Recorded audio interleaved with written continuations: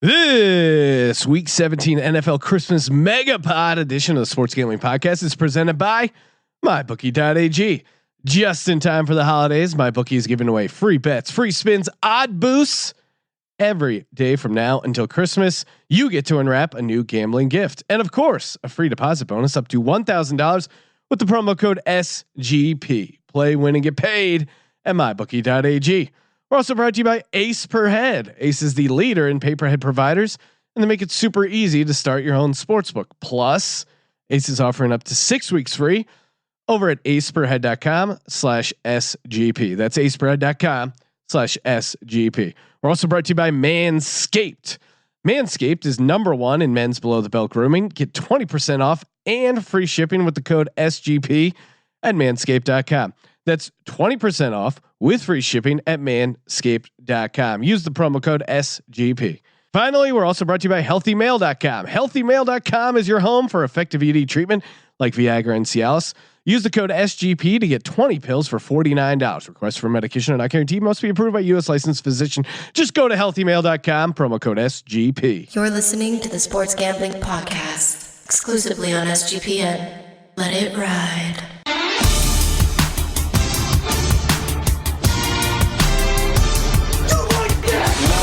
Cox.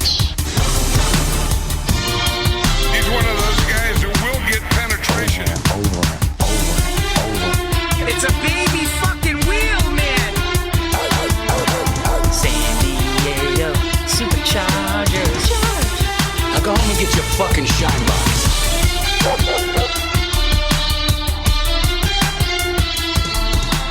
Ooh, welcome everyone to the Sports Gambling Podcast. I'm Sean, stacking the money green with my partner in picks, Ryan, Real Money Kramer. Sean, all the way back in August, I told you week 17, the New York Football Giants would be playing in a game that mattered with the Philadelphia Eagles. In a game that decides the NFC East. Unfortunately, it's very one-sided, and who cares about this game? Oh, I say the entire fan base cares. I said we're taping a Christmas mega podcast. Throw out some questions. One question was, can you do 10 minutes on the Eagles? I could do 10 minutes on the Eagles. Their backs were against the wall. Burn the ships, Ryan. Burn the ships. I know you saw it on Carson Wentz's social media. You saw it on Zach Ertz's, Jason Kelsey. What does it mean? Sources close to me say it was a riveting pregame speech delivered by one Zach Ertz, a guy who gutted it out with a broken rib. Yeah, he speaks so well. You know, Stanford education, private school pussy. Hey, really just laid it down. He did. He helped inspire the team. Wentz inspired the team. Came out 300 yards, 1 touchdown. I heard he just recycled a Julie Ertz speech from the World Cup. That's what the word close to the situation. Hey, she's also a champion, much like the Philadelphia Eagles. Nothing to be ashamed of. Julie Ertz representing this great country, like the Philadelphia Eagles represented the great city of Philadelphia. A scrappy win, a gutty win. Also elements of a Cowboys collapse in there, which was really great. Now go home and get your fucking shine box. You got everything you wanted in a Christmas game. I was opening present after present. It's like, oh, Dak overthrowing the ball, unwrap that present. Zeke not being on the field on a key 3rd and 1, unwrap that present. Oh, a shot of Jerry Jones with Chris Christie talking to him and Jerry Jones scratching his head and wandering off, unwrap that present. And now we unwrap the final present, and that is a chance to win the division, win the NFCs, and go into the playoffs week 17. That's all you want as a football fan. You just want not to be eliminated. My Christmas is not ruined. My mom does not have to return all the Eagles shit she bought me for Christmas. I'll be able to unwrap those Eagles Christmas gifts, enjoy them, hope for the best week 17. So truly a Christmas miracle, Ryan. Wow. Okay. A lot to unpack there. I don't, a lot to unwrap there. I don't really want to soil or spoil your glee right now, Sean. Yes. But the Cowboys lost this game, right? No, I mean the Eagles won the game, but man, I feel like every time I was watching the game, there was a stretch where it seemed like Cowboys wide receivers were wide open, and it'd be like bang reception, bang. Dak overthrows him by 30 yards. Well, and they certainly the Eagles had some opportunities to put up more points. 2 missed field goals by Jake Elliott, a bad play call in 4th and 1 that they didn't convert in Dallas territory. So the Eagles missed some opportunities as well. But yeah, certainly the Cowboys. I mean, yeah, Dak did not look good, and maybe you say it's the maybe it was the shoulder, but hey, I don't know. It was weird. They also had a bunch of drops. So is that on Dak's shoulder? You can only have so many excuses, and really, your excuses go out the window when you're playing the Philadelphia Eagles, a team with. I was trying to think about this. I've been an Eagles fan since I gained consciousness. I never remember a game where they didn't have any of their starting receivers. 0 from receivers that were starting the season. 0. They're all done for the season. Yeah. And I'm not upset, especially because I think Greg Ward and kind of the juice he's brought to the team is better than what we were getting out of Alshon Jeffrey. It's better than what we were getting out of Nelson Aguilar, Mac Hollins.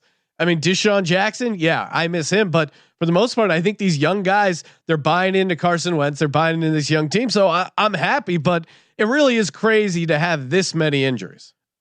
Yeah. You didn't feel that way when it was other teams facing similar stripes. I mean, the Giants, many teams have had this problem where they lose a bunch of receivers. And I would argue, my argument to you was Deshaun Jackson's been out the whole year. So yeah, that kind of hurt, but the other guys weren't performing. No. So let's not make this a story about all this extra juice that Carson Wentz is having to put on his shoulders because the receiving core sucks. I think the Zach Ertz injury news is going to be interesting and see what they do with him. I assume he's going to play through the broken rib. Yeah, I mean, he played through the second half. We'll see. But that's the guy who, if I'm an Eagles fan, yeah, sure, sucks that Deshaun and Alshon aren't around. But if Zach Ertz is there, what happens then? Because that's the guy that changes everything, right? But Zach Ertz was out for a big portion of the game, and Dallas Goedert stepped up and had probably the game of his career. No, I mean, amazing touchdown catch, bunch of catches, yards after catch. Stay tuned for the DFS lineup. I see that angle. If I'm an Eagles fan and I'm trying to look at this objectively, I'm a little concerned if we don't have Ertz and Goddard playing. That would concern me more than any of the receivers they've. And Goddard. I mean, Goddard's not banged up to I know. Yeah, you're right. Zach Ertz is still, even with all the receivers gone, he's still the number 1 target. But Goddard has high expectations, and he's finally kind of living up to them. So, would you rather play the Seahawks or the 49ers? I was debating that in my head because we played the Seahawks pretty tough. Our just offense was complete dog shit, completely out of sync. I'd love to see our offense go up against that Seattle team again. However, and we seem to slow down Seattle's. We played them well. We sacked Russell Wilson 5 times, held them to 17 points. Their only passing touchdown was a trick play. A part of me wants to run that back, but then you're going against Russell Wilson in the playoffs. Not ideal. You don't want that. The idea of Jimmy G on the road on the East Coast in his first playoff game. You want that. That seems a little bit more appealing, but I'm not going to get ahead of myself, Ryan. We still have to take care of business. Okay. One more game against the New York Football Giants. Lot to hit on. A couple. What do we got to do? First off, free roll football contest. We will announce it on the college football playoff preview podcast. We're taping that Friday morning, right, Ryan? Yeah. Thursday morning. Friday morning. Because we're taping this Monday early because of holiday travel. Yep. The Monday night games aren't final, so we're not gonna tease that out yet. My lock is still out there, but we'll do some rapid fire recap before. My dog is also still out there. Okay. No, team, Sean. My dog already hits, and my 3-team tease hit, and my bonus leg of the tease that I threw out there. My lock already didn't lose. Yes. Didn't lose your lock yet. Our locks are undefeated this week, right? I gave out a bonus over in the first half of the Giants game. That was silly. Oh man. And I'm not going to take too much credit for this cause I didn't throw it out there. I didn't have a ton of action going in the early games. So I was like, it's the holiday season. No. Why don't I treat myself? Head over to mybookie.ag and drop in a little 5-team first half parlay. Kramer and Decker always do these first half parlays, and I usually kind of sit it out. But you poo-poo them. You say I'm better than that. I don't say I'm better than that. I like to pick my spots in parlays when I'm kind of feeling the heat, much like I did when I hit a preseason 5-teamer out of nowhere. I just kind of come in like a sniper and just take out some 5-team parlays. Threw out a 5-team parlay for the first halves. Now I had the Redskins Giants, which you pointed out that line was insanely low at 20.5 over. Why was it not over 21? That was beyond me. They were over in the first quarter. Yeah. Didn't even have to think about that one. Then I had Steelers money line first half. I had Ravens money line first half. I had Titans money line first half. And then what was the other one I had, Ryan?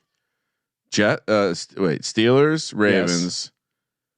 I don't know. What else did you throw? It was a winner, whatever it was. Was it Titans? Yeah, Titans were in there. And I'm missing there was a fifth one we haven't thrown out there. Yes. What was it? God damn it. All right. It doesn't really matter. It was a winner. Whatever it was. It was an easy winner. I hit 4 out of 5 and it kind of came down the line because Cleveland was up 6-0. I'm like, oh my God. Then they missed the extra point. I'm like, oh, here's a chance to win. Won that one. And then let's all right. Sean's not remembering how ridiculous it was. He had the ticket ripped up. Then Lamar Jackson throws to Mark Andrews for that long touchdown. Yep. Which we see as a highlight on the Red Zone channel after Duck Hodges goes deep to Deontay Johnson for a touchdown to push that, of which you look like a genius not laying the 1.5 points for the first and half I think line. it was actually Mason Rudolph because I think Duck had already been knocked out of the game. He was knocked out with suckiness. So I ended up it would look like it was going to hit 3 out of 5 and then I ended up pushing on 1 and hitting 4 out of 5. So Christmas miracle got me in the holiday spirit. Ryan, before we get to our picks, the props, we're going to do the DFS lineup and the NFL picks all wrapped into one giant stuff your stocking with content. Wow. Okay. Thought it'd be a little fun in the holiday spirit to get some holiday greetings from one friend of the program, Lenny Dykstra. Oh wow. Not even going to let me prepare for this, but here we go. Hey, Lenny Dykstra here. Nails. Okay. It's Hanukkah on Sunday night, Christmas on Wednesday. A lot of you have been asking about what I think about Jesus' birth. I mean, what can I think about it? I mean, like, how do you have a baby without the mother getting fucked? I mean, like, what I'm trying to say is, like, doesn't make sense. Okay, I'm not saying I believe one way or another, but I know this: to have a baby, the husband or man, father, whatever it is, got to shoot a rocket, got to catch the egg, and whatever happens. Then you have a baby. So, like, the whole Jesus thing, not getting fucked, the mother not getting fucked. I have trouble believing that. So that's just me putting it out there. And if anybody can prove otherwise, then bring it on. Okay. Sean, cue the X-Files music. Oh man. Nails does not buy the story that a baby was born without a rocket. The Holy Spirit sent his rocket into, yeah, that's what he's got to realize. The Holy Spirit. But yeah, Jesus and the moon landing, 2 things Nails is having a hard time buying into. I love how he said, if anyone can prove otherwise. What kind of evidence do you expect to resurface? He's been watching Trump. He understands the tactics. Prove me wrong. Dolphins were the other first half team. I forgot, Ryan. Oh yeah, nice. Which, by the way, Sean, before you get to the my bookie read, yes, the way the Dolphins almost lost that game. Well, you texted me. You're like, "What happened?" I'm like, "Man, I accidentally caught the end of this because it was just on by virtue of it being like extended coverage." Yeah. And I had reshuffled the TVs at that point, and I'm like, "Holy shit!" Like the Bengals got the onside. The Bengals, who are like seconds from wrapping up the number 1 pick, are trying everything they can do to get out of that hole. They get the onside kick. They tie the game up. They get the 2-point conversion. Dolphins win in overtime because Fitzmagic's not having any of that nonsense. He doesn't give a shit. It's so great. You know what else is great, Ryan? MyBookie.ag, the presenting sponsor of the Sports Gambling Podcast, Sports Gambling Podcast Network. If you're listening to this pre-Christmas, still time to get in on their 12 days of Christmas giveaways. Oh man, I've been really enjoying them. Entered myself into a blackjack tournament. Oh, here, if you're hearing this on Monday, there still might be time. Minimum $20 bet for the full game spread for Packers versus Vikings, and receive a $5 free play for every TD Your team scores.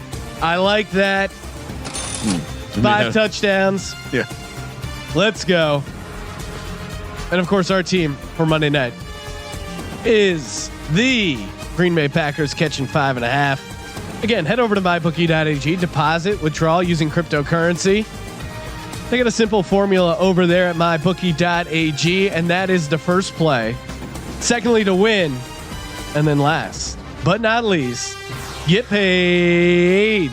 Use that promo code SGP. Get paid. Running through week 16, rapid fire. Tampa Bay Bucks 20, Texans 23. Jameis just continues his amazing. It's an amazing season. It really is. It's an amazing season all around for Jameis. Well, he read the clippings. He saw he was well off the 30-30 pace, and he said, "Hold my beer." I mean, how many picks did he have, Sean? 4? Yes, 4 picks. Still got me 17 points in my fantasy football championship. Almost, yeah. You wouldn't believe it, Sean. You know what I lost by? What? Less than an interception. Really? Jameis Winston cost me my fantasy. Granted, he got me there with his just week in and week out. But do you regret riding Jameis? No, you can't, right? No. And truly, Jameis Winston in the purest sense. Again, I got into the car, was about to turn the game on, and I already had a text at like 10:01 West Coast time. Oh my God, Jameis Winston. Yeah, kudos to the books that were putting true over unders out on times, because you can't set that low enough. No. He wants to get loosened up. The first thing he's going to do is sling a pick. And someone hit me up on Instagram and said Jameis Winston 4-1 in games in which he throws an interception in the first drive. So there is something about his magic. I hope the Bucks bring him back. How can you not? The guy's so exciting. He's gonna sell tickets. Love it. They got a franchise. I don't know how you don't franchise him. I mean, honestly, we joked about it, but if he ends up with about 30 interceptions, if he could just cut out one a game, he's down to 14. Sounds like so much. Well, it is so much. But Houston, I don't know, didn't really impress me, but they got the dub. Moving on. Buffalo 17, New York. It's a baby New fucking England wheel, Patriots. man. I almost said New England Patriot or New York Patriots. I got you.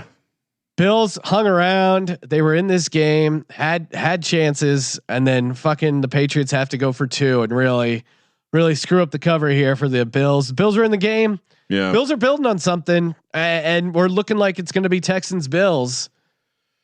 It's certainly an interesting first round matchup. Josh Allen, if he's hitting those deep balls, he's like an amazing quarterback. But if he's whiffing, he's like bottom 5. Can Houston overtake the Chiefs? We got to pull up the playoff scenarios, Ryan. I can delete this right here for you. But again, Patriots at home, winning, covering, nothing to see here. Nice work, Sean. Los Angeles Rams 31, San Francisco 49ers 34. The Rams have been eliminated from playoff contention. Wait, can you play that cash register? Right, yeah, I think you were on Rams not to make the playoffs. They did cover the spread here. I verified it. It was a plus 275 bet. That's nice. Oh my God. No big deal. Jared Goff sucks island, alive and well with that pick 6. Yeah. But again, aren't you worried about this 49ers defense moving forward? Like they just haven't had a good defensive game in a while. And that was kind of their strength. Yeah, I don't, that was an interesting game. I think, I flip flopped last week picking that game, and I ended up settling on the Rams just cause I figured they would keep it close. The close your eyes special came true once again, Sean. This is now becoming something we need to discuss on a serious level. 1-16 straight up, the close your eyes special. So it seems like the thing is just throw it in a money line tease against it. 8-1 against the spread. But not doing well against the spread. Well, it's exactly 500. Oh yeah, I guess you're right. 1-16 though, straight up. That's pretty impressive. That's a solid trend. What I would say here, my takeaways is everything we talked about, our excitement to bet against Jimmy G and this team in the playoffs. I think it's all coming true. They peaked in like week 11. They're primed for that ripe. I really, for their sake, I hope they don't have to go on the road to Philadelphia. That doesn't feel like the way they want to start their playoffs. But this team could still be the 1 seed. I don't know. Lot to be figured out here over the next the week and even tonight. That's going to be a big game. Packers Vikings as far as seeding. Jags 12, Falcons 24. Minshew mania has been destroyed. Jags is a giant dog. Thinking they were going to rally around Tom Coughlin no longer being the housemaster or whatever sort of crazy tyrannical thing he was running there in Jacksonville. Thought they would show up. They didn't. Although they kind of almost backdoored it. Minshew was playing around with the back door, couldn't find it, and ultimately, are the Falcons playing for Dan Quinn's job? Because they are.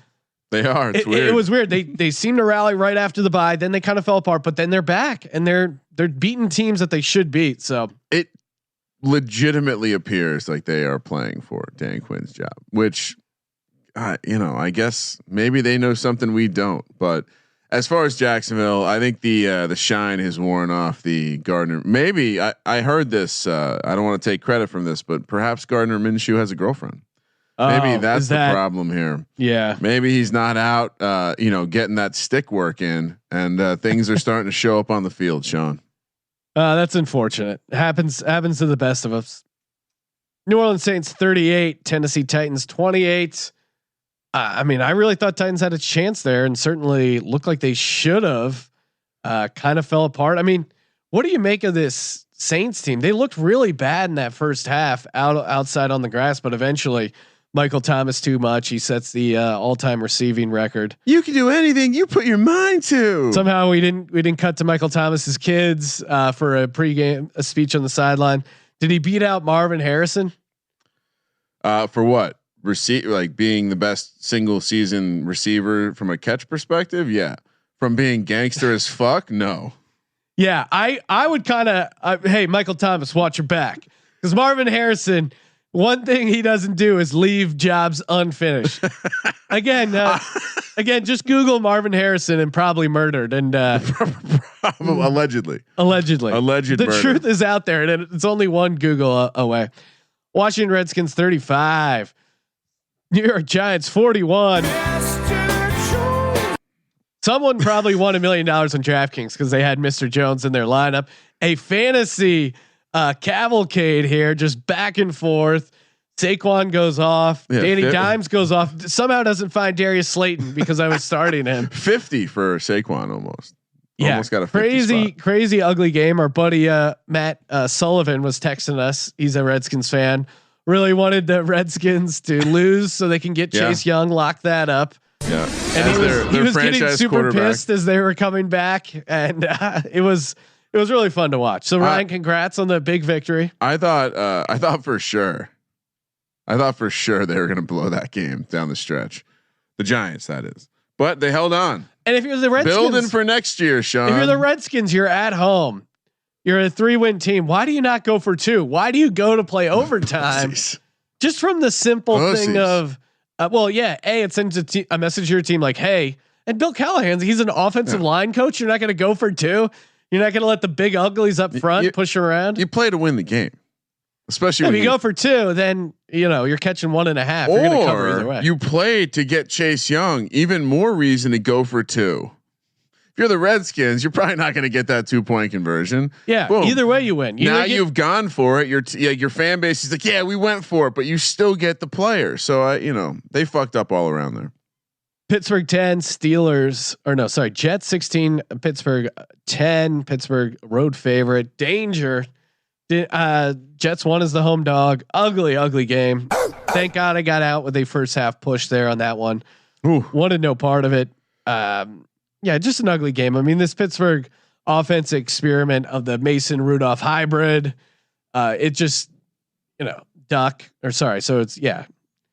Duck Rudolph or whatever side of combination they've got going, that's falling apart. And Mason Hodges sounds real name. Sounds like a real dude.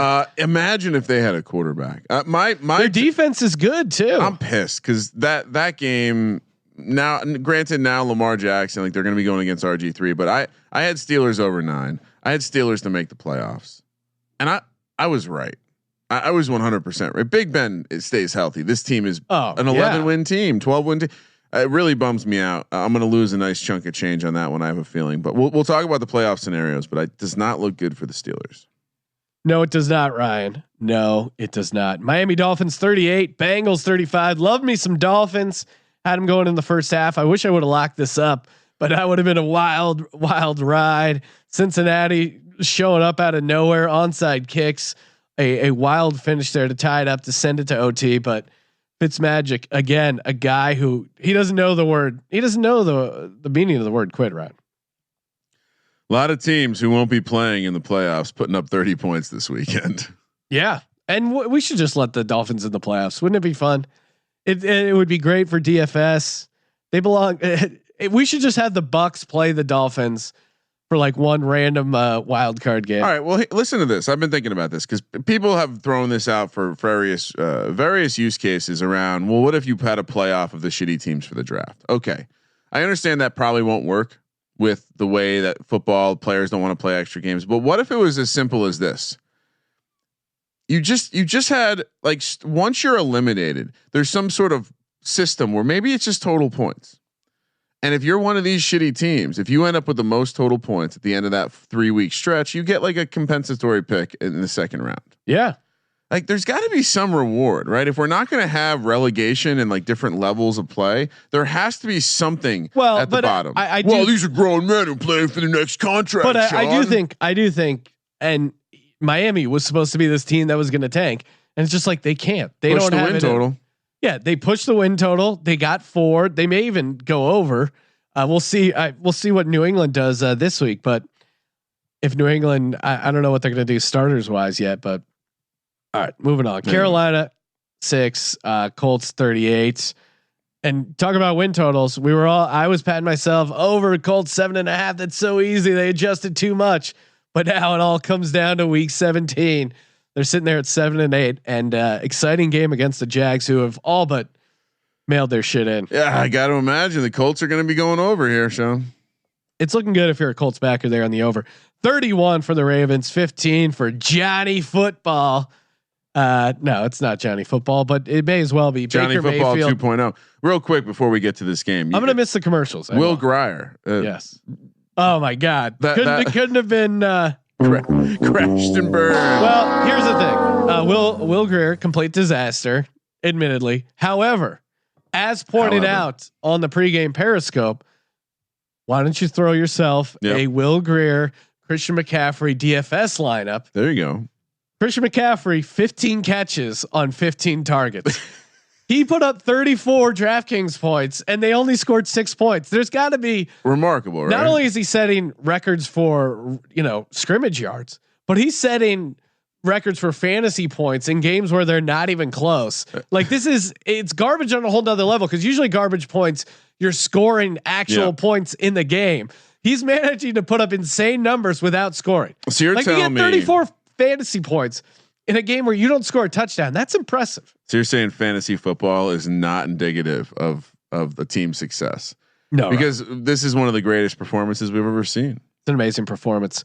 Ravens 31, Baker Mayfield 15. Ooh. Now Odell's getting into it with Freddie Kitchens. Oh my! They just need to have like a barroom brawl to figure things out in Cleveland. Who wins in a fight, Freddie Kitchens or Odell? Oh, are you kidding me?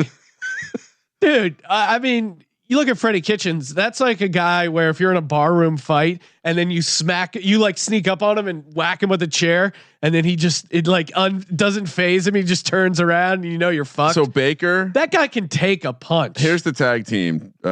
Here's the tag team matchup: Jarvis Landry, Odell Beckham versus Baker Mayfield and Freddie Kitchens. Here's the thing. I think out of all those dudes, Landry strikes me as a hard ass dude. And Odell doesn't really strike me as a hard ass dude, but he's in shape. I think he's a guy who'd be tough to punch. He would be like almost a Mayweather type, like just bobbing and weaving. Yeah. You're not really going to hit him. Baker, I think, would be knocked out by Jarvis Landry, but I think ultimately the last man standing would be Freddie Kitchens. He's just got a giant base, man. Yeah, I think Landry is definitely a high risk biting candidate. He seems scrappy. Odell most likely to switch teams mid fight. So I think that's an angle for. He's been known to play for the other team. Yeah, nothing to see here as far as the game itself. Tough break. You're bad if you took Cleveland as a 10.5 point dog there, because they were up 6-0 and then just all unraveled. Not a great beat. Not a great beat. Denver 27, Detroit 17. Pretty ugly game. Nothing really to talk about. I don't know. I barely watch this, honestly. Kramer, any thoughts? No, not really. Yeah, I mean, this Detroit team is just not going to show up on the road non-conference late. I think you got to fire Patricia. They already said he's coming back. I know that's. I think they're making a mistake there. But look, there's a reason, Sean. I sent you a screenshot of some futures I'm holding, which are all great positions with the exception of Detroit. I think Stafford doesn't get hurt, and again, we're looking at a team that probably one of the first teams out. They would have been 7-9. If you're a Denver backer, sure, this is nice to start with. I think you got some young running backs, you got a young quarterback, you have some questions. You got some talent at the receiving positions. And they still got a little juice left in the defense. Can they get that one piece on the offensive line they need? We'll see. I think your prediction for them may have been a year early, but this might be a team that contends for a playoff spot next year. They do seem like they're getting a little momentum at the end of the year that they could possibly roll over into next season. Well, and Fangio now, this will be year 2 with the defense. So I think it's one of those things. They lost some close games early. They were.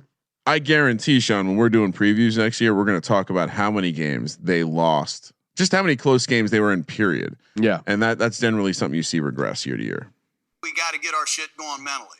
And they did. The Oakland Raiders in Los Angeles. They're home away from home, winning outright 24-17.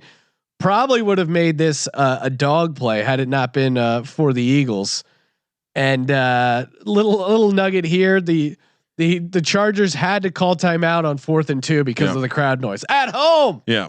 And you're going to bring them to a giant stadium. This is a disaster. San Diego Superchargers charge. And don't look now, Ryan. I'm not looking. What am I not looking at? Do not look now at the scenario for the Raiders to make the playoffs. A kind of realistic. Here's what has to happen.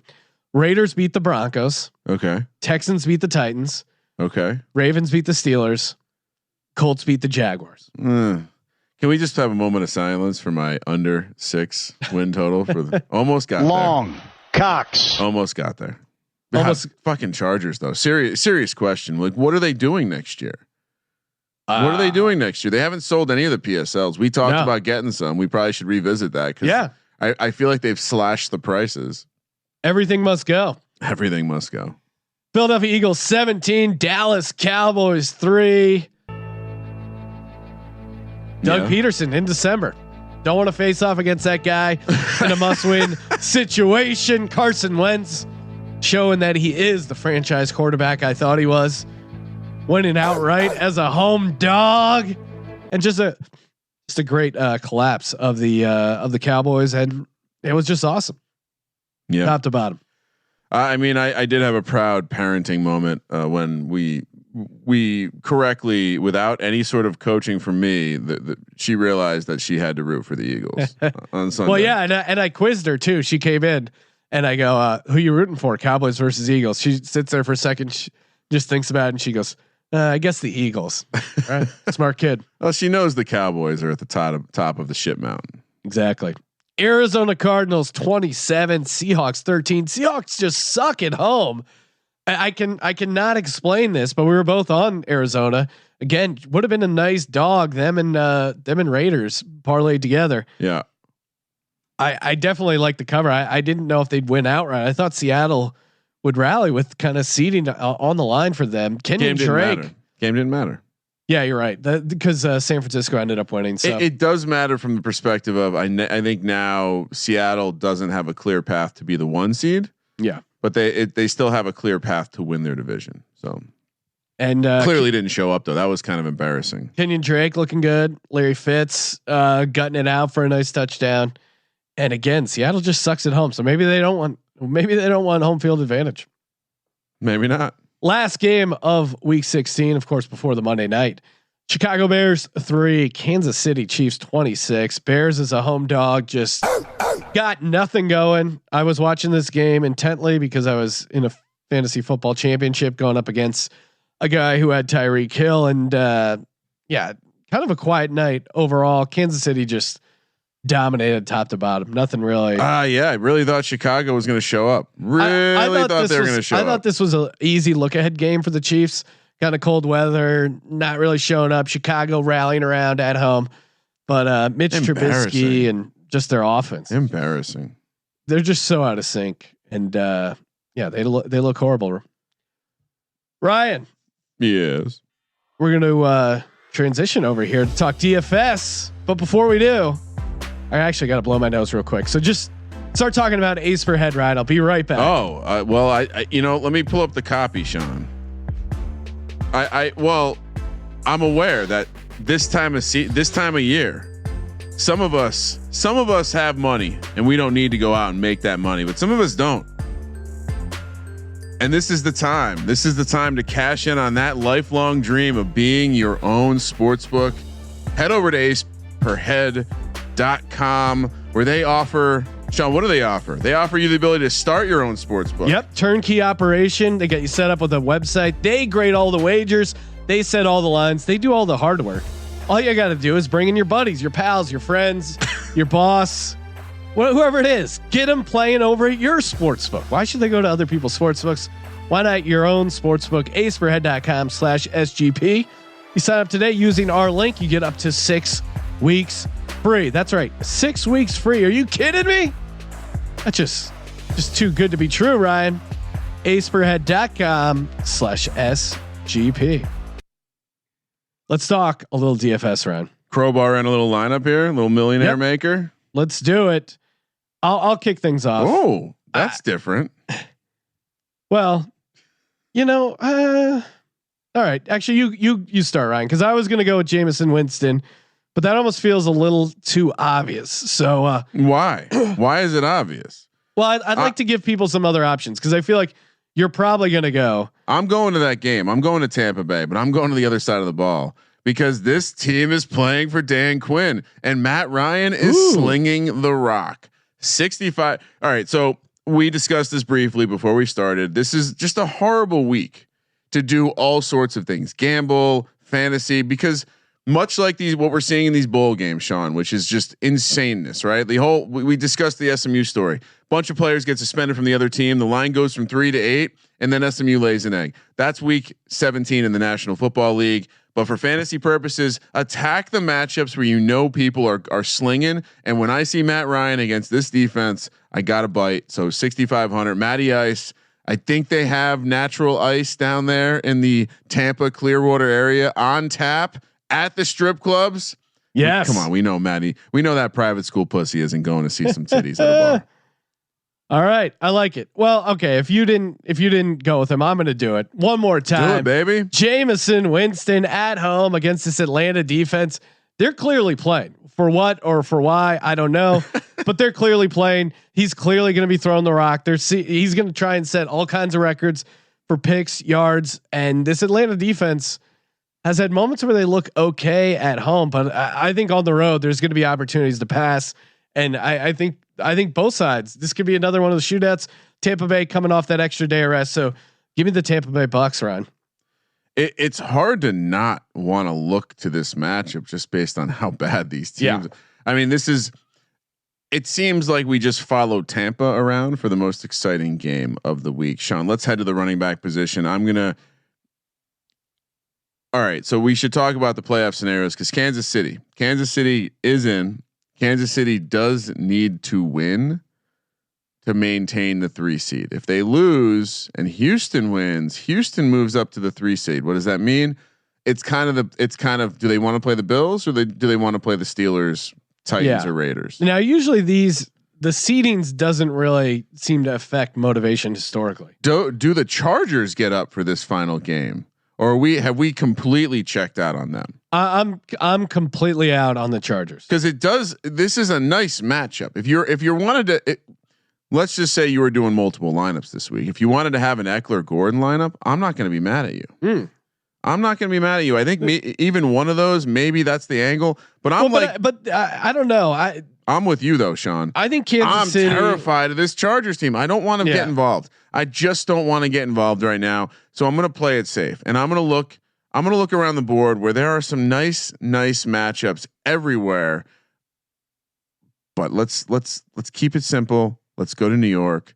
Miles Sanders is the exact kind of back that is going to give this Giants team trouble. I assume he's still going to be the guy. I assume they're not going to try to bring Jordan Howard back. Or is this accurate? Well, I haven't heard anything about Jordan Howard, but something's going. If he does play, I think he's going to be eased in very slowly. Sanders, he's going to be a nightmare. The Giants have had slow linebackers since the mid '90s. They're going to struggle to guard him in the passing game. His price is a little inflated, but again, teams that are motivated got to go after him this week. Miles Sanders, 6,800. Yeah, I'm also on Sanders. The screen game, you saw it, has been going well. They throw it to him out of the backfield. He really is the primary back, and he's having an amazing season. He's only like 30 yards behind Josh Jacobs for most scrimmage yards by a rookie. So he's kind of making a case here for offensive rookie of the year. If he has a huge game in a must-win week 17, maybe he gets into that conversation. Nah, who do you have your offensive rookie of the year as though? I mean, maybe it is Kyler, but I don't think he has enough wins. What do you go? Because I think it's going to be an interesting. There really isn't anyone that stepped up, which is why I think it's going to be Kyler. I think Josh Jacobs has the best kind of. If you're looking at more than the numbers, this guy was a 3-down back and very important to his team. And I think the third guy for me, because I think Sanders is right there, but Metcalf, I think not enough has been said about Metcalf. Was catching a lot of shit about his ability to be an NFL wide receiver. And what has he done? He's gone out there and caught 50 balls. He's got 10 touchdowns. I could be making up that touchdown total, but I think for me, Sanders is right there. He's probably right after Metcalf in terms of, because I think again, Metcalf meant a lot to that offense. I think Metcalf, you could argue he's been the best receiver, most consistent receiver Russell Wilson's had this year. So anyway, back to the point. So Miles Sanders, 6,800. Yeah, it does seem like Josh Jacobs and Kyler Murray are the odds-on favorites, and Josh Jacobs is like minus 700. But I mean, if Sanders finishes strong, and he's been a huge part of why their offense has been clicking without all these weapons. Marlon Mack is my second, or sorry, what's your second running back? Did I jump the gun there? Right? No. I went first running back. Who's your first running back? Oh, it's also Sanders. Oh, that's my second running back. Back to me, or no? You go first. No, my second running back is Marlon Mack. Oh, interesting. Love this matchup against the Jags. Clearly, just not giving a shit. Their defense has been horrible. Now, Indy is going to come in there. I think Frank Reich. I think they're going to play hard. I think there's something to be said about getting 8-8. It's a division game. Jags just seem to be completely not motivated. Defense is a sieve. The Colts passing game has struggled a little bit. Maybe look to go T.Y. Hilton here. Maybe this is his last breakout game, but I'm kind of worried about the injuries. I'm going to go Marlon Mack. I think he's going to get you like 20 touches, a touchdown at least. Well, and I got to be honest.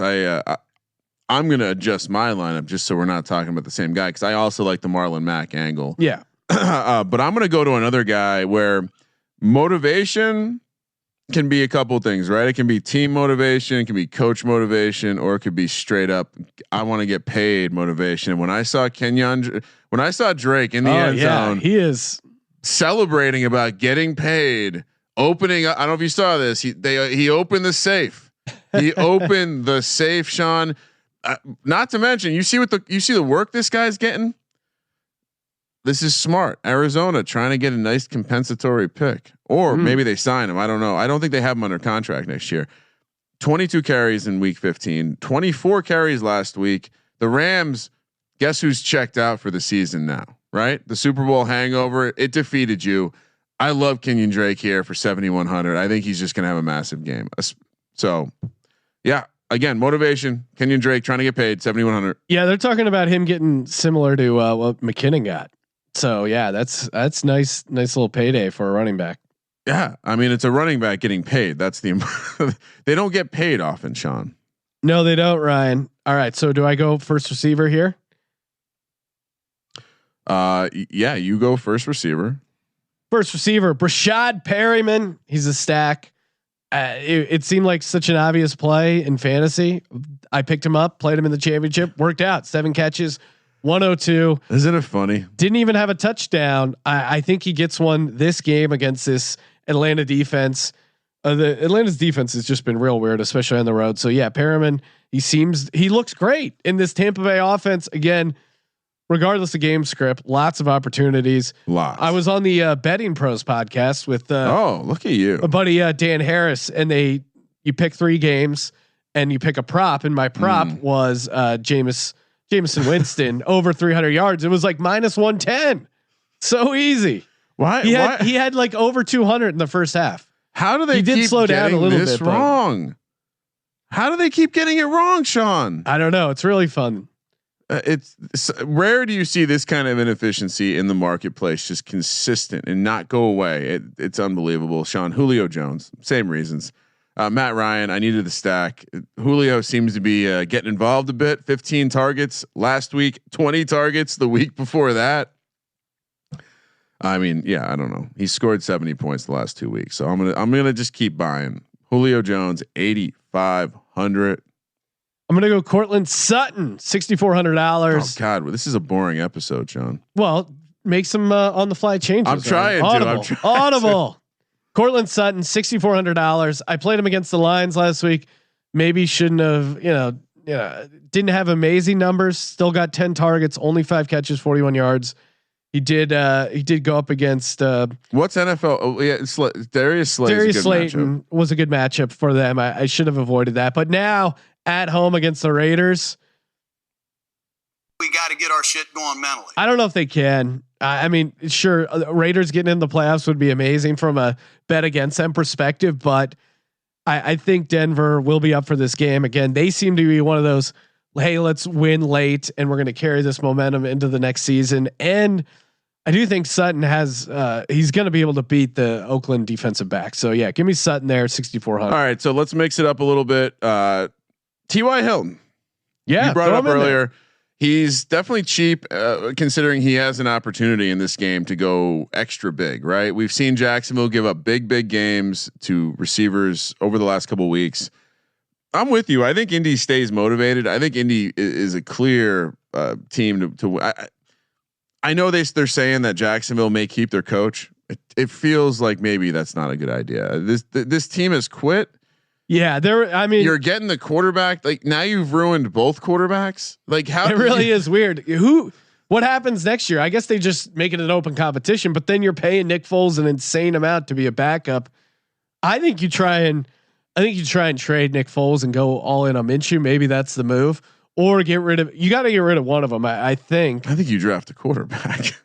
Well, I think you don't have a quarterback, and I think it's okay. You got to admit sometimes the best thing you can do is admit that you don't have a quarterback. So Ryan, I mean, yes. Is he the answer long term? I mean, all right. So Gardner Minshew has looked good for like brief periods. I think it's very fair to say that, with the exception of his hilarious fumbling problem, Daniel Jones has impressed me from an arm talent perspective that I wasn't expecting. Yeah, he's athletic. He's had some moments. So give me an off season where he gets because you got to remember, Sean, Eli got all the first team reps the entire off season, which was really stupid. So give me a season of reps, and maybe just maybe we have a Lamar Jackson 2.0 next year with Mr. Daniel Jones. Okay, now you're talking insane, but I think you owe it to, when you bring in the new coach, give him a shot at Daniel Jones, and you got to find a coach that matches with Daniel Jones.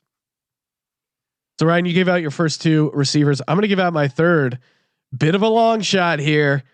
Give me Josh Reynolds. He's only $3,200. I kind of went big on my flex and tight end spot. What's the angle there? The angle is they're at home against the Cardinals, and the Cardinals defense has been not good, with the exception against Seattle. And the Rams kind of own Arizona. There's a weird dynamic in the NFC West, but the Rams kind of own Arizona. They went into Arizona, lit them up. I mean, that was like that mini resurgence for the Rams. We're like, oh, maybe they're going back. Maybe they're going to make a playoff run. And I think the Rams actually will be playing, because I think the expectation, the talent is so high that I think they're going to be motivated at least to put up numbers offensively. So throw me a little long shot here. Josh Reynolds, 3,200. I also went long shot range 3,400. Mr. Cody Latimer in New York. you were getting very frustrated with Slayton not getting any targets, and I mentioned to you that Cody Latimer is a guy that they've liked for a long time, and he's probably eating into Slayton's targets because he runs a lot of the same routes. 7 targets, 5 receptions. I think, objectively, Sean, your Philadelphia Eagles still have some vulnerability on the back end. And specifically, I think they're going to, this is the kind of receiver they tend to struggle against. So I look to him to get targets. The Eagles are going to be probably winning this game. Giants seem to have some offensive capability now. So I wanted to get a receiver and I went to the cheapest one, 3,400, Cody Latimer. Yeah. I mean, Golden Tate's probably an interesting play there as well. They seem to struggle, and the defense, it's tough to wrap my head around this defense because they truly are night and day, home and away. But I think the motivation will carry them to be decent. But even 17. Tate's 5,100. I know he's coming off 11 targets. Daniel Jones seems to like to throw it to the big receivers running those in cuts and slants. And that's what Latimer and Slayton does for this offense. Yeah. And maybe this is the Slayton game, but I don't know. I'm not going to fuck around with it. For tight end, give me Tyler Higbee. Why not? This guy, he's getting involved even when they're not playing the Arizona Cardinals. Now they are playing the Arizona Cardinals. $5,600. It's a square as square can be play, but you know what scared me off of it? Everett's back, right? I don't know, but I do know Higbee's just such a part of the offense right now. Well, and if you want to go back to when we were watching Hard Knocks with the Rams, if you recall, Jared Goff was a lot of time where they were interviewing Jared Goff. He was hanging out with someone. Who was he hanging out with? Tyler Higbee. They were BFF. So I think the chemistry's there. Quarterback always needs a nice tight end. And if Gronk doesn't move his party to Jared Goff sucks island, he's working on a backup plan. So maybe Higbee's going to have a sweet Super Bowl party. Higbee Sean, Island. I'm doing the running back tight end stack. Dallas Goedert. I know my Giants, and I know you might look at the advanced analytics and be like, "Well, Ryan, the Giants are actually pretty good at defending the tight end this year." No, guess what? We just watched Zach Ertz shred them for a 40-point fantasy day, 2 touchdowns, shitload of catches. Same thing here. The Giants don't have good linebackers and they don't have good safeties. Betcher needs to be out. His system sucks when it comes to guarding tight. I don't know how they look decent on paper. But Dallas Goedert's going to shred him 4,900. Yep. Also, I threw Dallas Goedert in my flex spot. Oh wow, double tight end, 12 personnel. We'll see what ends up happening with Zach Ertz, but even if he is able to go, maybe it won't be 100%. And Goddard really had a great game, really getting more involved in the offense. 4,900. It's pricey for a second string tight end, but if you watch this team, a lot of the offense is going through him. Wentz loves throwing to him in the red zone, so it makes sense. Dallas Goedert, $4,900. Yeah, last one. What are you doing tight end, Ryan? Well, I just gave you my 10 tight end, which was Dallas Goedert for my flex. Oh, sorry. Yeah. I'm going to our guy, our main guy, Ageless Wonder, Adrian Peterson. AP against all this day. Cowboys team. Will the Cowboys get up for this game? It's a great question. Well, that's the thing, right? AP, he's this is like a mini personal revenge spot for AP. Cowboys fan growing up. He wants to put on a show, and Big D.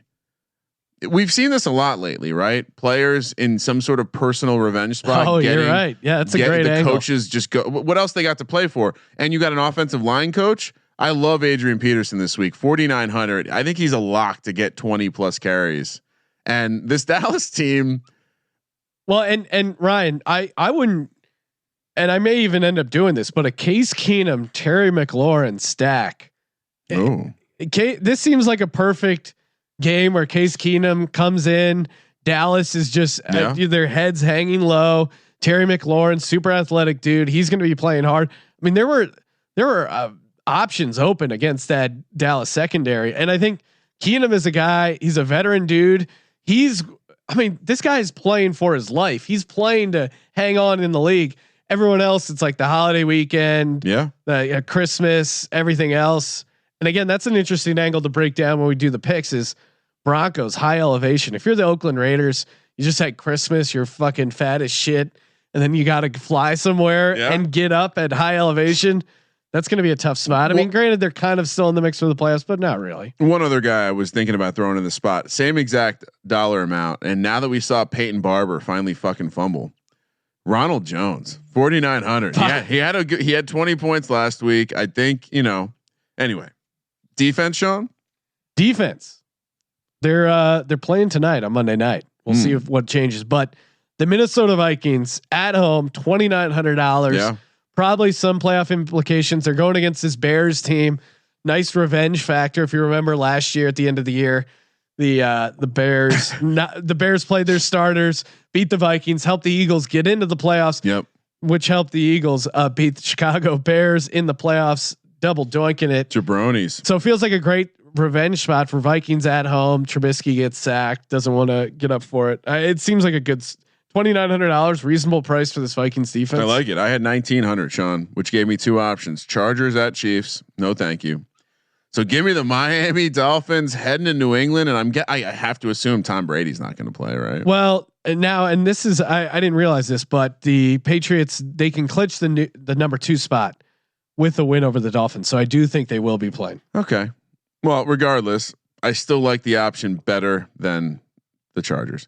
Mainly, I almost went with a Sony Michel angle too, because I feel like he can get a lot of carries. But if you're giving me those two options, give me the Dolphins. Ryan, I'll give you the Dolphins for your DFS stacked. The holiday season, holiday parties. What better way to treat the missus? You can give her a present. Well, why not the ultimate present? And that is shaved down there. You're a completely clean penis. The gift that every woman wants to unwrap. They don't. Come on. You better get a gift receipt for that hairy bush because no one wants it. They want a nice, clean trim. Get your stuff together. Oh, as our boy John Gruden said, there you go. We got to get our shit going mentally. And getting your shit mentally means making it a nice area down there, making it a welcoming environment for your friend there. 85% of women think bad grooming is a major turnoff. That comes from Dr. Drew. That man's a doctor. This is doctor recommended. And of course, I love the extra power you get of the Lawnmower 2.0. The Lawnmower 1 burned out. Couldn't take some people's bush. So they said we need more power. We need a better lawnmower. Enter the Lawnmower 2.0. Now it trims at 6,000 strokes per minute, up from their crummy 4,000 strokes per minute, the original lawnmower. This thing, it's insane. A lot of torque there, Sean. A lot of torque. Be careful down there. You don't want to whack the wrong hedge. But again, it's the Lawnmower 2.0 designed not to nick. And honestly, that's really what the issue is. So you want someone to jingle your bell. You want someone to spin your menorah.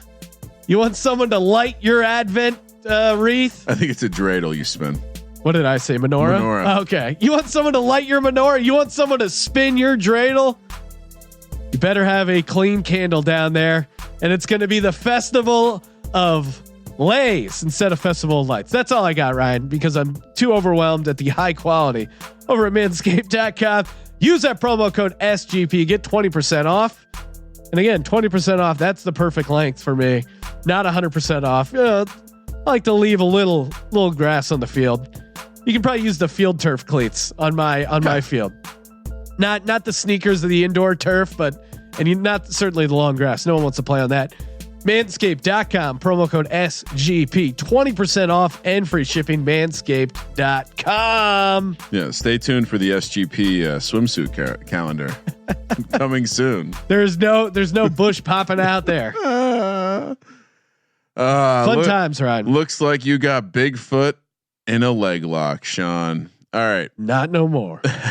Well, Sean, it's week 17. And so what does that mean? No Thursday night football, no Saturday night football. We do have Sunday night football, but everything's blocked up. We basically have a block of 10 o'clock games here on the West Coast and a block of 125 games because we want to make sure that teams don't know what they have to do.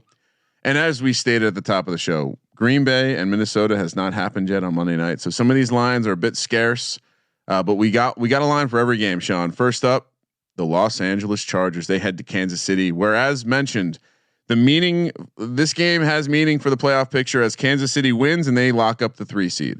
They lose and Houston wins. They drop to the 4 seed. Kansas City is -7.5, -360 on the money line. Chargers +280, 46.5 is the total. This look ahead was 6.5. It's now 7.5, which indicates what? Chargers have quit. Yep. Chargers are contemplating franchise suicide. What are they going to do next year when 10 people show up to a game in an 80,000 foot? Diego Superchargers charge. 70? Decker's gonna have his own box suite that he gets for like $15. It's gonna be awesome. It's embarrassing. Yeah. So let's. Kansas City has something to play for, I think. Right? Is there any news about? They're still in the mix for the 2 seed. They need a win to get it to the 2 seed and a Pats loss. So they can still go as high as 2 and as low as 4. Yep. And is Phillip Rivers playing this game?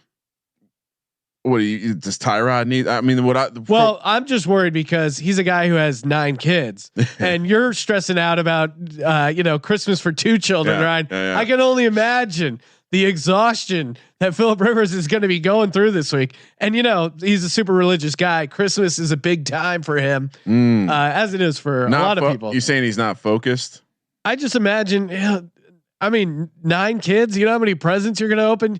You know how many Tamagotchis you got to put batteries in, whatever kids are doing, whatever kids are doing these days, that's got to be exhausting. Then you got to travel. I think Phillip will be scrappy, but this, he'll be talking some shit, but you got to go Kansas City -7.5 here, right? Yeah. This is one of those weird games. Talent wise, like the Chargers should compete, but I should have listened to you last week, Sean. Only maniacs bet on the Chargers at this point. The franchise is done. I'm going beyond the team. The franchise is done. RIP the franchise. Chicago heads to Minnesota, where they're a 7-point favorite. The Vikings is in the spaceship, -330 on the money line. Bears +260, 41.5 is the total. So Minnesota is in, regardless of what happens on Week 16's Monday Night Football. That's going to be tonight. Maybe you're catching this early enough, but if they win, obviously it's very real possibility to get a division crown, right?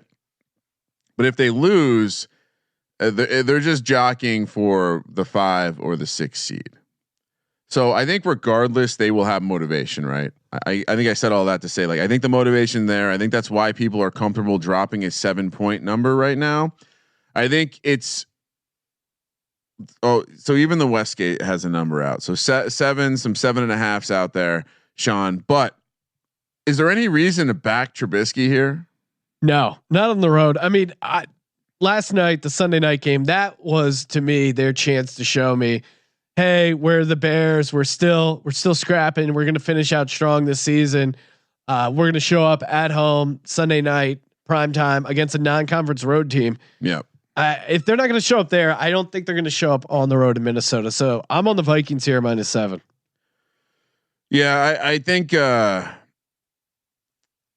what I was trying to think through is if there's a situation where Minnesota winning would mean they would go to Philly instead of going back to Green Bay, for example. But I really don't think they factor that stuff in that much. I'm just asking you, if you're the Vikings, would you want to play Green Bay again, a team that you are owned by, or in this case, they would need to win anyway. So the motivation should be there to get up to play the Eagles, right? Or the Cowboys.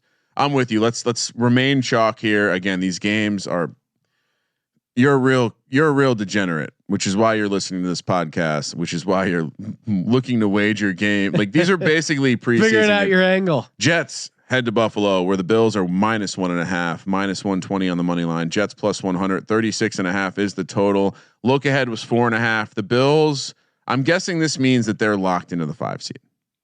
Yeah, so I'll keep the playoff window open, Ryan. I'm looking at it right now. So Bills locked into the 5 seed. They have no benefit here. Will they be? Will Josh Allen be playing? Do we know? It's a great question. You can look that up, Ryan. And while you do, we got a listener question from our good pal Patrick Fisher. He wants to know, quote, as a Bills fan, it kills me to ask this, but since this is Josh Allen's first playoff appearance. That makes Buffalo's wild card game an auto fade, right? I mean, it is tough to back quarterbacks starting their first game in the playoffs. We might have that opportunity with Mr. Carson Wentz as well on the NFC side of the ball. Well, and maybe Jimmy G too. And maybe Jimmy G. Interesting. Double first quarterback start. All right. So as of a couple hours ago, Bills yet to decide whether they will be starting their starters.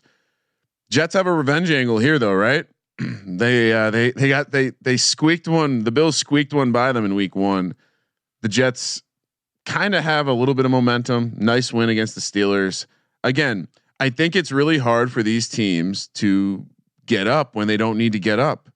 And there's zero to be honestly, if you're Sean McDermott, you want to play Allen a little bit, but you don't need to win this game, right? You're already game planning next week for Houston, most likely. So give me the Jets. Yeah. I mean, the Jets have been so weird, but then they just came off that win against Pittsburgh. I do think they'll be, you're right. I do think they'll be motivated. Le'Veon Bell kind of dusted off a little bit of some momentum. If you're Buffalo, you're literally looking ahead. The only motivation you have if you're Buffalo is 11 wins. I don't know when the last time they had 11 wins is, but that's their only motivation. Well, their big thing was they hadn't won 10 games in so long, so they've already got that. They got there. They locked up the best position they can lock up. I guess. They can't win the division. So let's just move on. Moving on, Ryan. New Orleans heads to Carolina, where you wouldn't believe this, Sean. Carolina is a close your eyes special. Oh my God! Which tells us what? They will be losing this game outright. The look ahead here was 10.5. It's now New Orleans -13, -650 on the money line, +425 for the Panthers. 47.5 is the total. I'm going to assume that the Saints have an opportunity to get up into the bye territory. Yeah, I mean they have a chance according to FPI. Saints likeliest landing spot is the number 2 seed at 42.5%, but number 1 seed and number 3 seed both in play. Kind of depends on how things shake out with the Packers there, and then the 49ers Seahawks. So it feels like they're going to be playing. But yeah, so just to be clear, they can go as high as 1, as low as 3. So I think there will be motivation. Well, and that's why we see a 13-point number. We don't have a confirmed starter for the Panthers. Dare they roll out Will Grier one more time? I don't even know. Like, I don't know what at this point the Panthers are even trying to do. Like that, you really shouldn't play McCaffrey, but I'm guessing he's close to records, so he'll be out there. I'm guessing the game plan will be like McCaffrey dump off left, McCaffrey dump off right. I don't know who the quarterback is. The Saints traditionally struggle here in this spot, and for that reason, I'm going to take the points. I'm going to back the close your eyes special. It's a lot of, it's a big number. I don't think they get it done and win the game, but yeah. So McCaffrey's in the mix here for Chris Johnson. Most scrimmage yards. I think he's probably about like 200 or so out. Or maybe do they play even a little him? higher than 200. Yeah, I think they do. I'm going to take you. So you're also on. You're going I'll Carolina. Take the points. I think New Orleans needs to win the game. New Orleans doesn't need to win the game by 2 touchdowns. I'm going to say New Orleans. I'm going to go crazy and say New Orleans -13, just because Carolina's offense has been so inept so bad, and we saw even on the long grass, even on against an AFC team, New Orleans has this second gear that they've been flipping on, and I mean, you saw it, Michael Thomas. If they really need this game, I think, like they say in The Irishman, Ryan. Oh, okay. You've been quoting that a lot. When there is doubt, leave no doubt, and I think they are going to leave no doubt and fucking paint Carolina's house. All right. Shout out to The Irishman. Good luck painting that house. Cleveland heads to Cincinnati, where the Browns are -2.5, -145 on the money line, +125 for the Bengals. 45 is the total. This is disrespectful. What about this Browns team suggests they're going to show up this week? The Bengals are at least trying to win football games. Oh hell yeah, they give are. Me the home. They're dog. not fighting their coach. This is ridiculous. I mean, yeah. Wait, hold on, Sean. Let me check. Oh, what looks like the Browns have been eliminated. Breaking news, Ryan. Looks like Baker can host the Super Bowl party in his big stadium home. I think this is a solid poll question. Who would win in an all-out brawl? Andy Dalton or Baker Mayfield? No. The four characters we had, or should we do it 2-on-2? Mayfield and Kitchens versus Landry and Odell.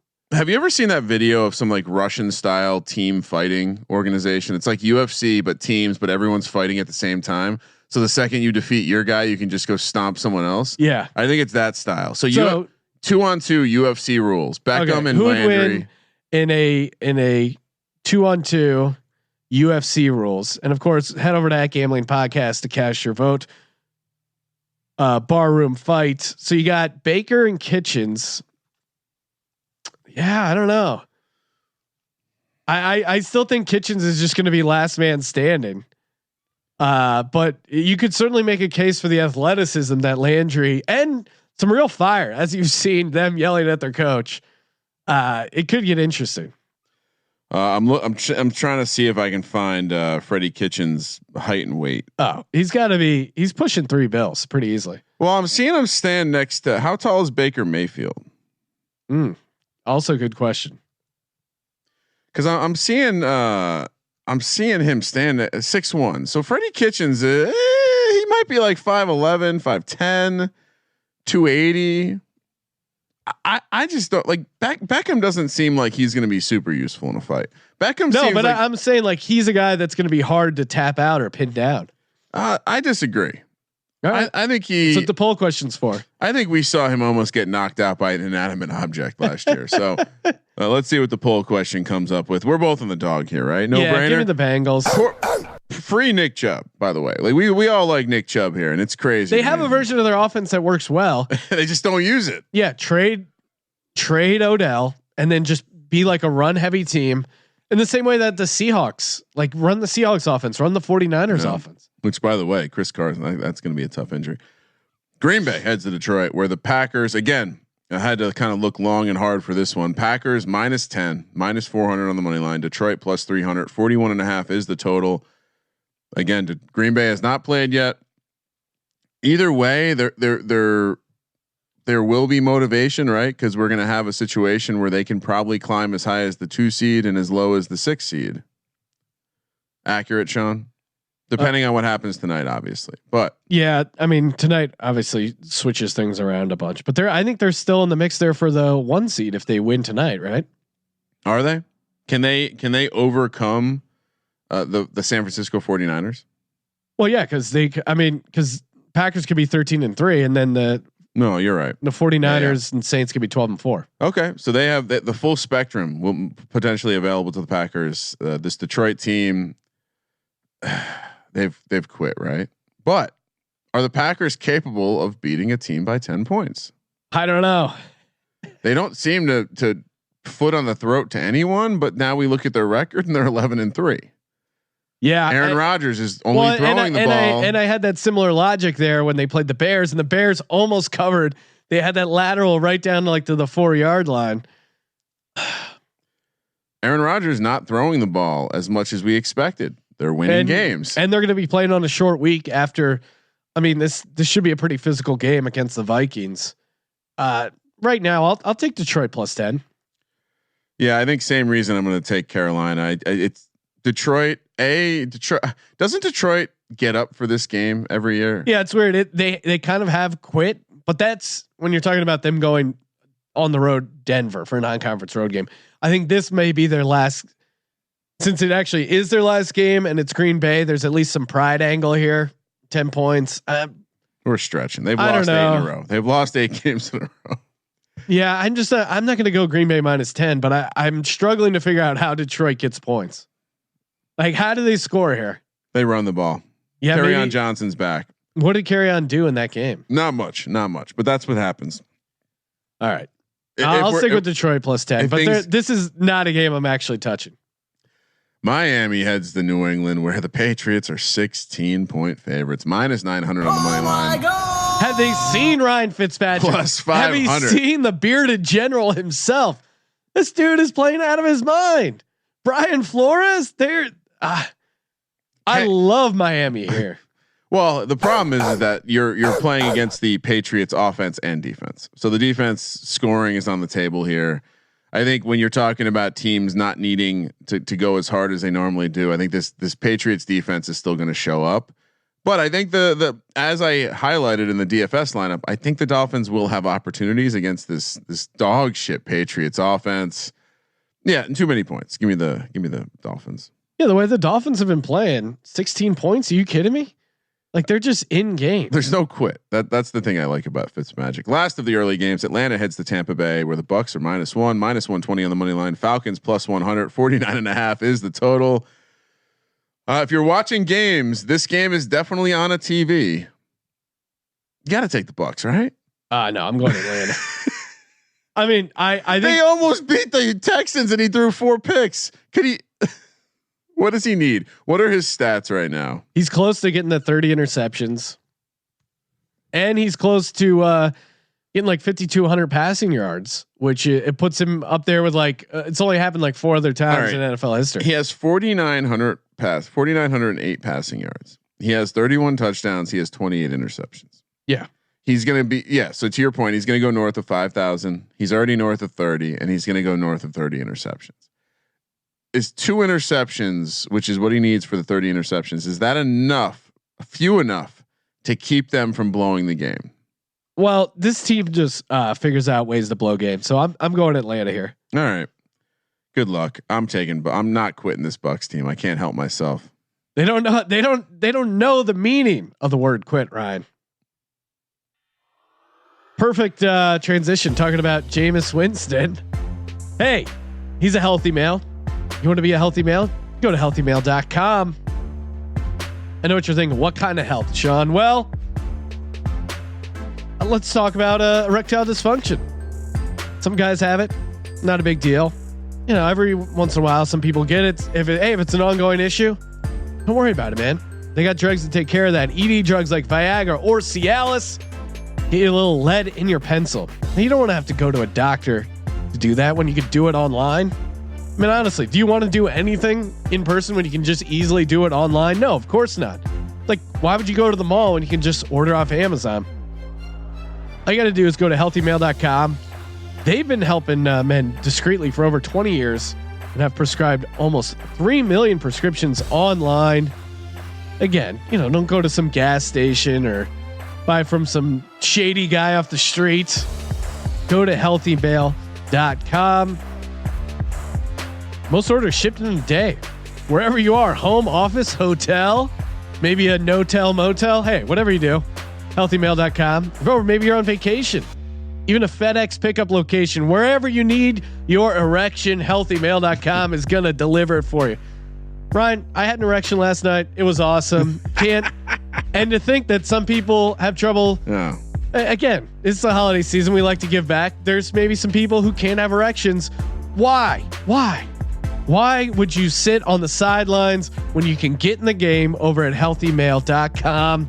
Don't feel bad about it. Just sign up, man. Healthymale.com. Use the promo code SGP. You get 20 pills for $49. That's a great deal. I mean, that's what? $2.50 per erection. I got one the other day. Again, had an erection. It was amazing. I would have gladly paid. I would have paid $10 for it. All you got to do, go to healthymale.com, use the promo code SGP, or give them a call at 877-4-VIAGRA to see if you are eligible and avoid the doctor's visit or your ED once and for all. Healthymale.com, promo code SGP. You got to cash in on that deal before the boner demand. She sends that price through the roof. The boner, it's going to skyrocket. Listen, guys, give the holiday miracle this season of a boner. Yes, exactly. Give your partner what they want, and that is a well-trimmed penis that is fully erect, and we got you covered. You ever seen that video? Healthymale.com and Manscaped. You ever seen that video of like people seeing for the first time or hearing for the first time? Oh, or the ones that are really good are they give you those special glasses that, and they've been really colorblind. They see colors for the first time. Yeah, imagine that. Oh no! But it's a bone. Yeah. A lot of Gus Johnsons out there. So be Gus and don't be afraid to to get excited. Afternoon kicks. Washington heads to Dallas, where Dallas not dead yet. Dallas has gone down, Sean, but Dallas is not dead yet. -10.5 for the Cowboys. Wow. -525 on the money line. Washington +405. 44.5 is the total. All right. So Case Keenum is probably going to start, right? I know it's undecided, but Case Keenum's going to start. We can declare that, which to me, that's an upgrade. First of all, because Case Keenum knows how to cover spreads. He might not know how to win games, knows how to cover spreads. Secondly, why is this number so big? What universe am I living in right now? This Cowboys team is they're done. They're defeated. They're not getting up for the chance that the Giants lose to the Eagles lose to the Giants. Come on. I not only that, but I would go a step further.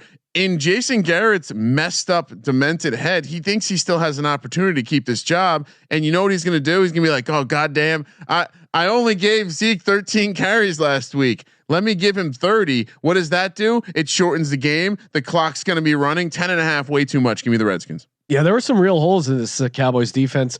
Case Keenum from Texas. Yes, he's played the Cowboys once. 0-1, but he still had 221 yards, 2 touchdowns, 0 interceptions, QB rating of 103.5. And I'm sure he covered that game. I don't know what the game is, but I do know Case is a competent quarterback. You give this guy, and this is the perfect opportunity. Like, this is what you want in week 17, a veteran coming in, a guy who he needs to have a good game here to kind of stay in the league. Case Keenum is a young Ryan Fitzpatrick. Exactly. He's a guy that's going to come in and play. Puts his body on the line and is trying to get wins, because for him, he wins. He looks good this week. He's probably getting a job next year. That's where, and it's probably not buried behind a big fat guy named Dwayne Haskins. Tennessee heads to Houston, where the look ahead here was 1.5. Obviously the situation has changed. Tennessee is now -6, -270 on the money line. Houston +220, 45.5 is the total. This is something we need to talk about, John. Houston, if they win, they have an opportunity based on the result of the Kansas City game to move up to the 3 seed. Interesting. They have the Kansas City game playing before this. Yes. So we will know at kickoff if Houston needs to do anything here. But again, they're just moving from 3 to 4. So it doesn't really matter either way. They have a home playoff game. They can knock Tennessee out of the playoffs. Sean, when we were children, when we were growing up, that meant something. If you were a Philadelphia Eagles fan and you had a meaningless game because you've already clinched your playoff spot, but you could knock the Cowboys out, you're telling me you're just going to step to the side and let them walk through the door? I don't get this at all. If I'm Bill O'Brien, I don't want to accidentally see the Titans again in the playoffs. Yeah. You don't let a team stay alive. Just listen, here's the way the playoffs work. 6-man fight to the death, right? So you're telling me you're going to let a man in the door? You have a chance to kill this man right now. And if you let him in, he can kill you later. I like your logic, but will Bill O'Brien follow that logic? He doesn't seem to be like a huge logic guy. Well, I know Vrabel will, because that man wants to cut off his dick really badly. But is Deshaun Watson going to play? That's what I mean. He's not a loser. He's not going to go out there and lose. They just beat this team. Imagine you're Bill O'Brien and you let Vrabel and his crusade to chop off his dick and raise a trophy into the playoffs, and then you see them in 2 weeks. Yeah, I mean, I don't know if they've announced whether he's going to play or not. I'm not seeing anything on that. This is a tough one for me, and sure, I get all the reasons why if Houston's not trying, you just step to the side in this one. But I also don't know if I'm Houston. So you're taking Houston +6. I'm taking Houston plus. I don't have a great resume this season. I don't have a great. We're not a dominant team. We're not like. I'm gonna go Tennessee -6 because I think the buzzsaw. I think Houston rests their starters, and I think Tennessee plays super hard. All right, so let's take the next step of the conversation. If you're Bill O'Brien, do you really rest your starters here? Well, I mean, understand, but Deshaun Watson he gets beat up. He gets beat up. Yeah, I actually would rest your starters here. Okay, I mean, if we get wind that they're resting their starters, by all means, get off this game. But as it stands right now, I do the move where you let them play one drive and then pull them. All right.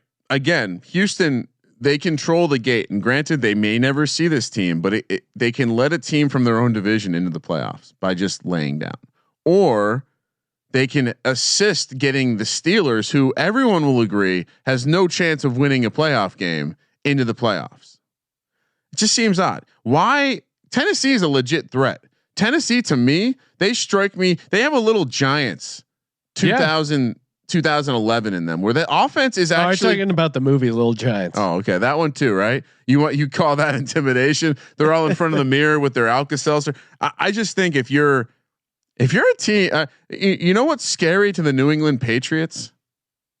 Ryan Tannehill coming to town. Ryan, I guarantee they haven't scouted. They don't have tape on Ryan Tannehill. They never expected they were going to see him. They were too busy cheating with the Bengals and getting some advanced footage from this Miami game they got week 17. Anyway, I don't know. Houston, don't let Tennessee make the playoffs. Bad decision. Pittsburgh heads to Baltimore, where Baltimore is still a 1-point favorite, -120 on the money line. Pittsburgh +100. I'm pretty sure Baltimore has said they're starting RG3. Yeah. But is RG3 not better than Mason Rudolph or Duck Hodges? Oh, this would be a great moment for RG3. I'm just saying, from the look ahead perspective, Lamar Jackson's only worth 2 points over RG3. No, I'm going Baltimore -1. I mean, they have nothing to play for. They've locked up the 1 seed. You're telling me RG3 doesn't have something to play for? No, I hear you, and it's still Pittsburgh versus Baltimore, but one of these teams is actually scrapping for their life. Yeah, but I think like whatever sort of a duck mojo magic they had going, that's been fried. So I'm going Baltimore -1 here. Tomlin is a master motivator. He is, and I've liked what he's done this year so far. But these last 2 losses to Buffalo and to the Jets, like teams they should have beat if they were really going to get over that next little hump to get in the playoffs, I think is enough. I'm worried about. I know the Ravens are good, but if they're resting the right people, I'm a little worried. And I think Lamar Jackson is slightly better than 2 points better than RG3. That's not a bad way to handicap. Give me Pittsburgh. Well, but I think I would say, here's what I would say also. The look ahead line was factoring in the idea that they probably weren't right. going to beat the. You're probably right. Pittsburgh should be favored here. Okay. Indy heads. I don't know how this game got squeaked in here. Indy heads to Jacksonville. They could have made this early game. No one would have cared. I guess. Oh, Indy has play in Oakland's ability to make it, right? Isn't that what it is? Indy has to beat Jacksonville or something like that for the tiebreakers. Indy's -3.5, -190 on the money line. Jacksonville +165. 43 is the total. You can't bet on Jacksonville at this point. Give me Indy. Very simple, and I'm kind of surprised it's this low, right? Like this Jags team, as far as just like left for dead. I mean, if they didn't give up to like shove it down Coughlin's throat, what is going to motivate this team? And Indy seems somewhat motivated, right? I mean, like and Minshew's just not. I mean, I think what we learned the last game was Minshew is so. Doesn't this feel pretty similar to the Carolina game where Indy is like somewhat competent and they're just going to fucking shove him in a locker? Indy's very good, and the record doesn't necessarily reflect it due to injuries. They're healthy now, though. They lost some close games, but they're healthy now. And Adam Vinatieri is, got into it with the mob. We'll find out more about that as time goes on. I mean, they're a legit 10-win team if they don't have Adam Vinatieri. So yeah, Jacksonville, they've quit. Jacksonville. I think what we learned though, Gardner Minshew, maybe that was fun for a little bit. I mean, she's the girl that you go to spring break in Jamaica and you hook up with this girl who's super crazy and fun. And then you kind of realize she's like just a bit too crazy. And maybe you caught something that's going to take a little while to go away. Hey, much like, it's been a one-night stand with Gardner Minshew. Yeah, there you go. Something he's probably very familiar with. Fun for a little bit, but not someone you're taking home to meet your parents. Philly. Sean, big game. Philly heads to New York. There's a chance I will be at this game, Ryan. Stay tuned. If I end up pulling the trigger and going to the game, we hit us up. Hashtag DGens only. We do know soccer. We're gonna get wild, baby. Soccer correspondent Billy Bahate will be in the house. Strangely, yes. Is this good or bad for the Eagles? I don't know. Billy's a fun hang. So yeah. Billy, stay tuned. I'll be hitting you up if I end up going out to the minus 230 for the Eagles, plus 190 for the Giants. 45 is the total. I'm a little worried about a potential bonus stop on the Kramer FML tour because I know what is good for business for the Sports Gambling Podcast, and that's Sean getting to dust off his dog masks and the Eagles making a playoff run. No one believes in this team. Are you kidding me? And they're going to be huge dogs if they make it to the playoffs. I know that the Giants, a loss here would secure a top 5 pick. Yes. And I think you want to get in the top 5 this year. There's some nice talent up there. So I'm a little worried that it seems like we're going down a road. We're watching the train go down the tracks. And what if the Giants accidentally beat here's my prediction. I'll be pretty pissed. Eagles win the division after the Cowboys and the I think the way the NFC East has been going, I would not be shocked if both the Giants and the Redskins win. And that's an interesting parlay if you throw that in there. That's probably like 8-1, 9-1. Oh man! If you do like a little plus 190 with a 405 from the Redskins money line, I think it's legit possibility because I think the number for this Redskins game is ridiculous, and the Cowboys, Jason Garrett's gone. I am worried about the Giants' ability to pass on our secondary, and the defense hasn't been the same. Looks healthy finally. Well, yeah. I mean, I think we'll. Yeah, I'm worried about the defense. It looks like Darby's out, so it's going to be Rasul Douglas, Sidney Jones, Jalen Mills running around. It's Sidney Jones, who was like a complete bust, and then just comes. He's had 2 huge pass defenses in like key season on the line spots. So, all things being equal, though, this Eagles team has rallied. They got their mojo. They got Carson going. They have some momentum. They have. What they're really doing well is time of possession. And I think these long methodical drives are going to force the Giants into a bad situation. I think if you can dominate time of possession, you could dominate this Giants team, and I think they will. And I think it'll be an interesting game, but one the Eagles eventually win and cover. So I see it being like 28-24. Or no, sorry, 28-20. I'm just I headed over to the Slack, the Sports Gambling Podcast Slack space, which you can join, slack.sportsgamblingpodcast.com. And I'm just going to pump it into our parlay calculator, Sean, to get a little little operation here to see what it will pay, because plus 400 and plus 190, 1364. To parlay the Redskins and the Giants, Sean. You should definitely get a piece of that just in case. Sorry, what was it? It was plus what? Redskins, Giants parlayed on the money line is going to pay 1364 plus 30. And the Eagles get into the playoffs. And the Eagles still get into the playoffs. I would take that. Whatever it takes to get these birds into the big dance. But they really have some momentum going. They have some mojo going. They've kind of found their spirit as a team. I worry about their road defense, as you mentioned. Their road defense has been bad, but I think the mojo will outweigh the road defense shenanigans. So Eagles, what are you doing, Ryan? I'm going to protect against the bonus FML tour stop. Eagles win by a field goal. Okay, so you're taking the Giants. I'm taking the Giants. All right, enjoy. Giants are. I don't know why, but they're playing hard. It's weird. They played the 2 best games of the season the last 2 weeks. 2 different quarterbacks too. Arizona heads to Los Angeles, where the Rams are -7. Last game in the Coliseum, Sean. Is this an emotional spot for Sean McVay and the Los Angeles Rams? Doubt it. -330 on the money line. Cardinals plus 250. 49 is the total. Oh boy, what are we doing here? I'm going Rams again. I think they just kind of own this Cardinals team. Cardinals coming off a big win. Is Murray going to play against Seattle? I don't know. Did he get hurt? Yeah, Brett. You didn't see Brett Hundley come in? No, that's the craziest part about the Seahawks. Yeah, Brett Hundley came in. It was like scrambling. Had an opportunity. There was a scramble play. Brett Hundley easily could have walked out of bounds. Juked the defender, goes back in bounds, lowers the shoulder, almost gets a first down right around the goal line.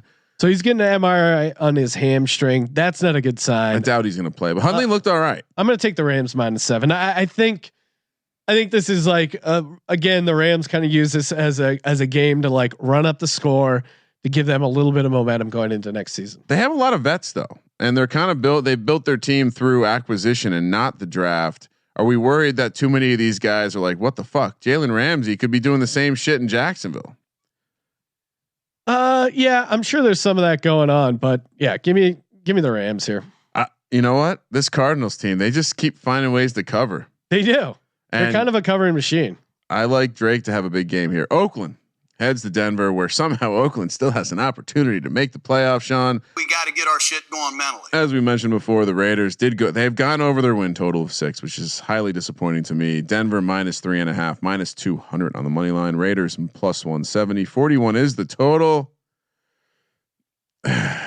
Denver, right? Well, yeah, this is kind of interesting. The 3.5 almost makes me want to take Oakland, but yeah, I'll go Denver -3.5. I talked about it in the DFS lineup. I do think there's going to be some opportunities in the passing game for Locke and Sutton to get downfield. Lindsey kind of came back out of nowhere. He had a good game.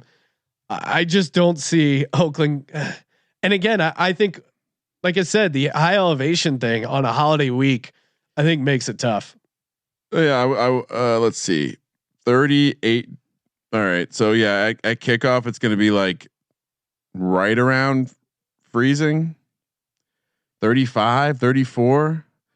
Chance of snow looks like 30% chance of snow, some wind. Yeah. Denver takes care of business, but I would try and get this at 3, not 3.5. Plus the emotional element. Oakland just played that true home game in LA. Now they're going to play an actual road game. Yeah. Now it feels like it's done. Second road game in a row. I mean, Denver, I feel like is lock potential in this crazy back-to-back road games, Ryan. San Francisco. This is the only game we could have safely flexed because this game means a lot. Both teams, I think, can crawl as high as 1 and low as 6. Yeah. We'll know more after Monday night. San Francisco heads to Seattle, where they've not been quite the same home team, but they are a close your eyes special. Sean, Seattle +3, +155 on the money line. San Francisco -175. 47 is the total. Well, goddamn, Sean, this is a playoff game to me, and you're telling me we get to fade Jimmy G in a playoff game atmosphere? Give it to me. You're an absolute maniac if you're going to lay the points. Jimmy G road favorite here. I'm doing it. Oh my! Seattle's God. not good at home. They're just not. And then, but now we're in playoff time. This is Russell knows this is a win or go home spot. Yeah, Chris Carson season-ending hip injury. That's not good. That's huge. San Francisco wins this game by 4. It's gonna be a crazy game, but San Francisco pulls it out. They're just not good at home. I can't explain it. Surprised in you right now. Hopefully this is the 49ers last win of the season. Hopefully Danger Russ doesn't hear what you're saying right now, because my, oh my, you're telling me that they're a close your eyes special, Sean, which we have learned, but what the fuck? I have a feeling Russell Wilson's going to buck this 1 out of 16 trend. I do. All right, let's get through it. Extra long episode. Thank you for sticking around. Happy birthday. Lock Dog Tees presented by MyBookie.ag. Promo code SGP. Play, win, and get paid. Ryan, what are you doing? Lock Colts. Oh, you took the Colts. Damn. I'll take the Broncos then. Okay. Lock Broncos. Okay. Dog. Ooh. Give me the Seahawks +155, big number. I'm not fading Danger Russ. Although that Redskins Giants money line parlay is a fun one. For my tease, well, you got to be a real maniac to do any sort of teasing this time of year. Baltimore, they don't need this game. Give me Pittsburgh +7. I got it. Again, Seattle +9. They're not getting blown out at home. Period. And the last leg, give me Minnesota -1. They're gonna send Chicago off in style. For my lock, give me the Colts -3.5. This Jags team is just completely freaking dead. True story. For my dog, give me the Washington Redskins +405. Again, you want to talk about a dead team? It is. Yep. Bad times in a big D. For my tees, give me Minnesota down to 1, KC down to 1.5, and finally to close things out, give me the Jets. No, that's kind of crazy. Give me New Orleans -6. Real quick, couple things that broke while we were recording. Sean, one, AJ Green is finally on IR. Good for the Bengals waiting the whole season. Perfect timing. Mason Rudolph is expected to be out versus the Ravens. So Duck Hodges, I know you like Duck better than I used to. And last thing, Bill O'Brien has no plans to rest players week 17. So okay, definitely take the points. And there was a video of Eli and Daniel Jones playing flip cup at a bar and throwing napkins around. Just tweeted it out at Gambling Podcast. Real quick before we end the show, are you trying to angle that you don't like that you got a quarterback playing a little flip cup? No, this is a weird position for you to take. Oh, I just think it's. You watch the video; it's just hilarious watching Eli Manning party with an Eli Manning clone. There's something funny about it. Yeah. I enjoy drinking and playing flip cup, but I also like making fun of Eli Manning and his little future Eli Manning clone hanging out. Just watch the video. Ryan. Last thing that broke minutes ago. As we're recording this, 11 something a.m. on the West Coast, John Harbaugh said that Lamar Jackson, Earl Thomas, Marshall Yanda, and Brandon Williams won't play. So we don't need them. Baltimore -1. Thank you guys. Happy holidays, everyone. Merry Christmas. Happy Hanukkah. Whatever else you're getting into, enjoy. And we'll be back with a college football bowl or playoff preview. For the Sports Gambling Podcast, I'm Sean, stacking the money green, and he is Ryan. Shout out to Santa once again, a -10,000 favorite to deliver presents to everyone on Christmas. Kramer, let it ride.